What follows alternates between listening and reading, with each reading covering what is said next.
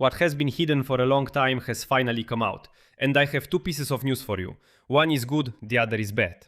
Russia is preparing a military operation against Moldova, and meanwhile the armed forces of Ukraine have broken through the front line and liberated Ukrainian lands from the Russians. As it turned out, this was done by order of the General Staff. They were hiding and not publicly covering the advance of the Ukrainian armed forces on the front line. The Institute for the Study of War confirmed that during the operation over the past 6 months, Ukrainian forces have liberated 626 square kilometers of territory just in the Alexandrivka sector. This is a section of the front at the junction of the Dnipropetrovsk, Zaporizhzhia and Donetsk regions. And on the same day, the New York Times published a major investigation stating that Russia, with the involvement of a fugitive banker who nearly bankrupted Moldova's banking system, is preparing an operation to destabilize Moldova. And Vladimir Putin's ultimate goal is a land corridor from Russia to Moldova through the entire south of Ukraine. And the Kremlin plans to implement these plans in parallel with attempts to capture the entire Donbas. And now insider reports are emerging that very soon the General Staff will also reveal information to us about the advance of the Ukrainian armed forces in the Liman sector, although none of the maps, including Deep State, show this right now. So let's discuss these two topics in one segment. My name is Alexey Pechi. Before we begin, I ask you to subscribe to this YouTube channel. We're moving toward the milestone of 300,000 subscribers. So I would be grateful for each of your subscriptions. So friends, right now check if you are subscribed to this YouTube channel. So let's start with the situation at the front, because there was some unexpected news there. While all the attention was focused on long-range strikes deep into Russia, while we were all watching, as Wildberries warehouses and oil refineries burn in Russia, the Institute for the Study of War gave a conservative assessment of the data announced by the Ukrainian leadership. In particular, the General Staff of the Armed Forces of Ukraine officially announced the liberation of nearly 700 people, 50 square kilometers of territory, and 26 settlements over the past 6 months. And so, the Institute for the Study of War verified exactly 626 square kilometers. Also, according to Ukrainian authorities, about 300 square kilometers in the rear have been cleared of Russian infiltrators. And here is the most interesting part. The Ukrainian Deep State project, which I'm sure every Ukrainian has been following throughout the war, for the first time recently showed the advance of the Ukrainian armed forces on its map. As it turned out, this was not done earlier for security reasons. Approximately 240 square kilometers are marked as having come fully under Ukraine's firm control, while the rest is marked as a grey zone. That is, the same Deep State project deliberately did not update the maps for a long time, since the Ukrainian armed forces were carrying out painstaking work during this period. In the operation to push out the occupiers, and in the public space, there was supposedly no advancement by the Ukrainian armed forces, while at the same time Putin was shouting at the top of his lungs that the Russians were capturing almost a city a day there. At that time, the Ukrainian armed forces were carrying out their operation, while the public reports were saying that, well, there weren't any major successes. It turned out later, when the General Staff finally gave the green light to update the information, there was such a big jump. And here is a comparison that proves the real scale of what was happening. For the same period from January to August, Russian troops occupied a total of 586 square kilometers of Ukrainian territory along all sections of the front. That is less than Ukraine liberated on just the Alexandrivka direction alone. And analysts from the Institute for the Study of War explain this success as a combination of several factors. The improvement of operational planning by the Ukrainian command, the campaign to suppress Russian air defense systems, the intensification of medium-range strikes on Russian logistics, Ukraine's advantage in the use of drones, as well as the blocking of the Starlink network for Russian troops. Here is the quote. The operation demonstrates Ukraine's ability to achieve significant tactical successes by resuming the limited use of mechanized maneuver groups in localized areas of the front. So it turned out that yes, mechanized assaults were also taking place. And then a message appeared that is even more intriguing. The Institute for the Study of War writes, quote, Soon, the Ukrainian command will lift the ban on covering the operation in the Liman sector as well. According to some reports, Ukrainian forces are preparing to cut off the Russian-controlled salient north of the city. Once again now, luck.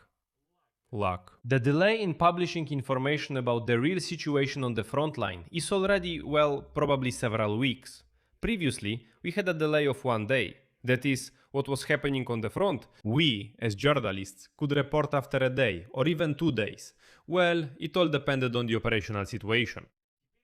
Now apparently the General Staff of the AFU has decided that this publication delay needs to be extended even further in order not to interfere with the AFU's operations on the front line. Meanwhile, Vladimir Putin is seriously planning to seize Moldova. However, for now it's not about a tank march, but about a long-term hybrid operation. At the top of the Kremlin's list of priorities is the conquest of Ukraine, and in second place is establishing control over Moldova, writes the New York Times, citing conversations with activists acting on Moscow's orders, as well as senior intelligence officials from Moldova, Europe and the United States. And on the analysis of thousands of documents about Russia's attempts to manipulate Moldovan elections. According to the publication's sources, Vladimir Putin hopes to seize southern Ukraine in order to create a land corridor that will directly connect Russia with Moldova. Until this happens, the operation against the pro-Western Moldovan authorities is overseen by the deputy head of the presidential administration, Sergei Kirienko. One of his aides, Ilan Shor, who was sentenced in Moldova to 15 years in prison for organizing a fraudulent scheme, which in 2014 allowed $1 billion to be stolen from local banks. According to documents from Shor's Moscow company, before the parliamentary elections in the fall of 2025, he personally recruited more than 150,000 Moldovans, paying them for votes and participation in protest actions. Mind you, that's almost 5% of the total number of voters in the entire country. So he simply bribed 5% of the voters before the 2024 referendum on Moldova's accession to the European Union. That same Ilan Shor paid almost $20 million to 38,000 so-called activists in just 4 months. And here's an interesting point. The programmer who worked for Shor kept records of these contacts in a cloud folder that was publicly accessible.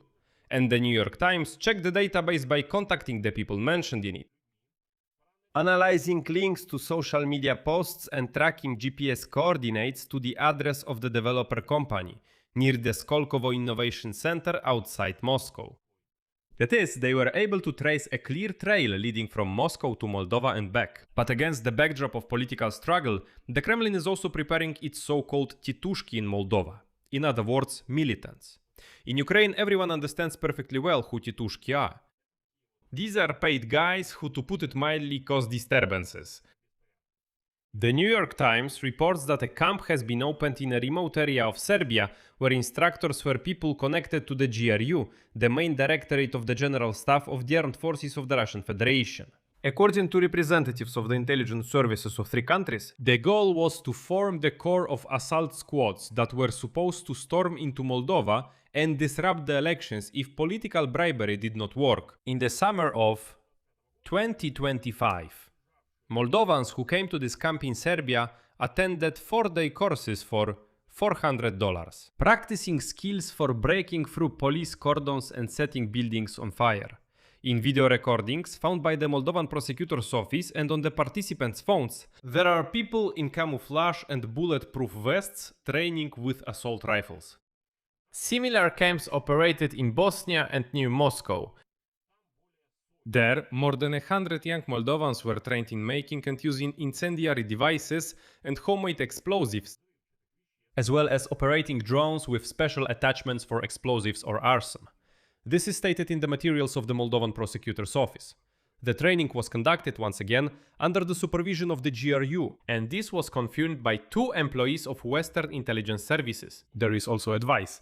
But the unexpected detail in this entire special operation by Putin is the recruitment of priests. Since the summer of 2024, hundreds of priests of the Russian Orthodox Church serving in Moldova have been invited to Russia, supposedly to visit holy sites and meet with the leadership of the ROC. All of this was presented as, well, yes, the priests are going to see the holy sites, to shake hands with apparently Gundyaev, and so on. Before returning, each of these priests was given a contract to sign, where they were listed as an employee of the Kremlin-linked organization Eurasia. And that very sure is on its supervisory board. After signing this contract, after joining this Eurasia organization, the priest received a card from Zvezbank, which serves the Russian military-industrial complex and owns 49% of Shore's company A7, created to bypass Western sanctions through crypto payments. For about $1,000, the priests were supposed to campaign among their parishioners against Moldova joining the European Union. They were supposed to explain to the parishioners that it is not God's will for Moldova to join the European Union. But it turned out that some of the participants of these courses in Serbia were detained with incendiary devices right on the day of the elections, September 28, 2025. In Moldova, the prosecutor's office and law enforcement agencies of Moldova worked perfectly. As a result, failing to organize major sabotage using trained activists, Russia switched to direct attacks. In March of this year, it shelled a Ukrainian hydroelectric power station near the border with Moldova, which led to contamination of water supply systems in both countries. Then Russian drones struck a high voltage line in western Ukraine, through which Moldova receives up to 70% of its electricity. This caused a massive power outage in Moldova at that time. Supporters of joining the EU and the party of President Maia Sandu managed to win the referendums in 2024 and 2025 by a narrow margin. Mainly, by the way, thanks to the votes of the overseas diaspora. But, as they admit in Chisinau, Moscow is playing the long game. And finally, the final point for today, which shows the cost of all this tension for Russia itself. The Russian stock market ended Friday's trading with the sharpest intraday drop since September 26, 2022. That is the day mobilization was announced in Russia. The MOEX index lost 4.3%, or 250 billion rubles in terms of capitalization. From Wednesday to Friday, the index fell. It dropped by almost 8.5% in 3 days, losing half of the gains accumulated over the previous month and a half. The collapse was directly linked to statements by the head of the Russian Foreign Ministry, Sergei Lavrov, about the impossibility of freezing the war against Ukraine. And with threats to respond to the Ukrainian armed forces strikes with tougher measures, and even threats to strike Europe, as well as the Russian Foreign Ministry's rejection of the ceasefire proposed by Ukraine. By the way, I talked about this in previous episodes, so if you haven't watched them, go and check them out. Nevertheless, more and more evidence suggests that Russia is still preparing operations in Europe, even though it is becoming more and more costly for Russia itself. I'll leave it at that. Share your opinions and conclusions in the comments below this episode. Subscribe to the channel, hit the bell, and don't forget to like. That's all for now. Take care of yourselves. Goodbye everyone. To be continued.